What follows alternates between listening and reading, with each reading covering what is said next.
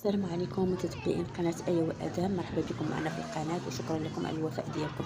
كيف ما قلت لكم في الفيديو السابق بأنه غنديروا جولة في المغرب الشرقي، يعني من جهة الشرق، يعني الحدود المغربية الجزائرية. هانتم كما كتشوفوا احنا وصلنا لهذا اليوم مع 11 النهار، يعني طلعنا من الرباط مع 3 الصباح وصلنا مع 11.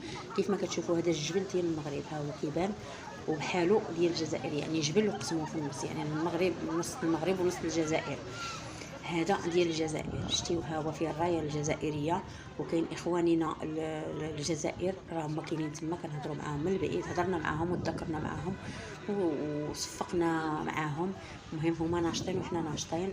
كيف ما كتشوفوا ادم ها هو لبس الرايه المغربيه كيتصور معاهم وفرحانين. وهذه البلاصه زوينه سياحيه وغزاله، فيها لومبيونس. كنتمنى كل واحد يزورها، راها غزاله تبارك الله، فنه فيها.